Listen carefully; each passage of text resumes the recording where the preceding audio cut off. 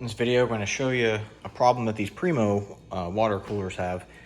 Right here is the cooling indicator to let you know that the system is cooling off the water. Problem you may notice is that stays on forever, or when you go to get water out up here at the top, it will not produce any. What's happening is inside the tank where the cold water sits is freezing because it's just never shutting off. Primo doesn't give you the solution to this problem, so I'm going to show you how to do it. So here we just want to make sure we turn off the power. All right, so we have a series of screws in the back we're going to have to take out. And you're also going to have to take out that top panel that's in there.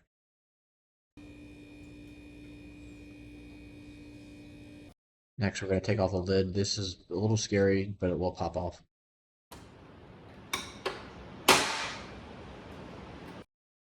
Here you're going to find the styrofoam cover for the cooler area that makes the water cold. I pre-cut this, as you can see here, with just a razor blade.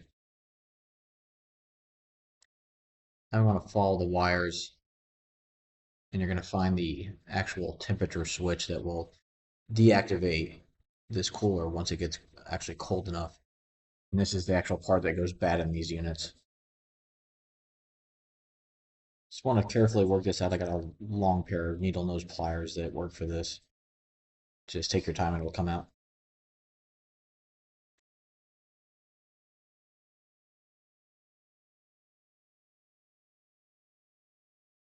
This is the replacement switch. I'll put a link in the description in the comments.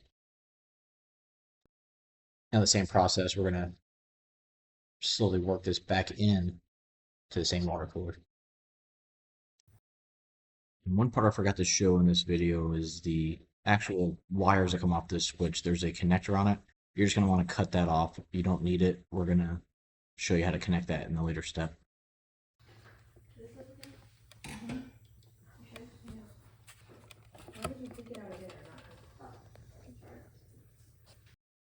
Okay, so I previously cut out the temperature switch, the old one that wasn't working, and now I've put the new one in, and I'm going to cut the original wire that it was connected to and plug in my new switch. So these wires were originally tied together. They're right next to each other, so I just have to split them apart and give myself some room so I can make the connections.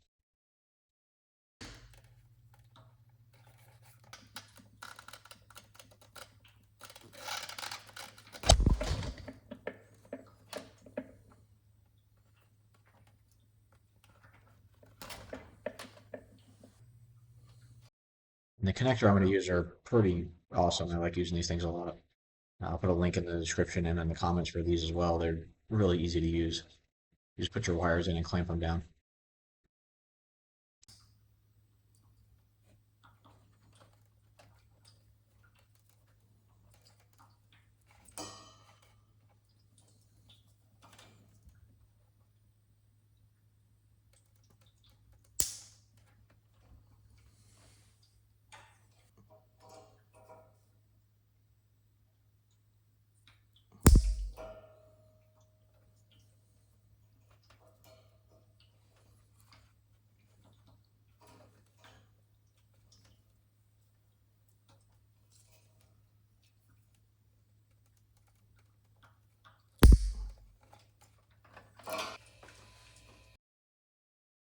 And here I just laid the styrofoam insulation right back into place, and I just put some tape on it to keep it in place where it was before.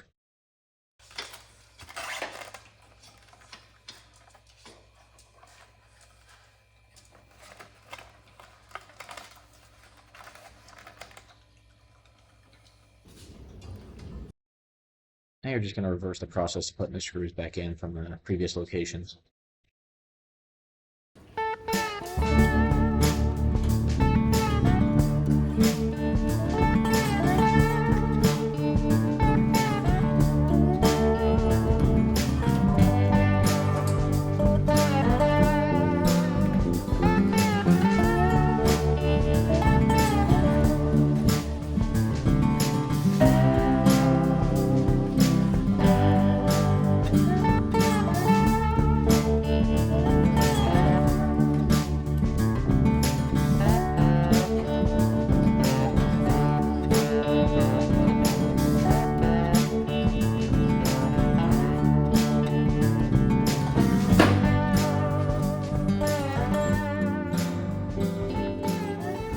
slide the lid back into place.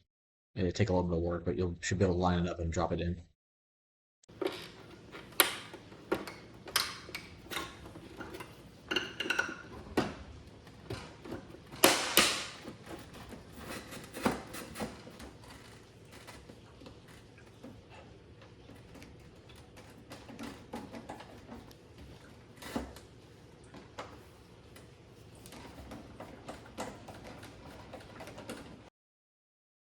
So here you finished everything. Just turn the power back on and we're going to test that light, make sure the light activates and the temperature switch is working. All right, so that's going to do it for the video. Once you get everything plugged back in, just make sure the cooling light turns back off, and as you can see, it does here, so that'll tell you that that temperature switch is working. If you have any questions or comments, leave them down below.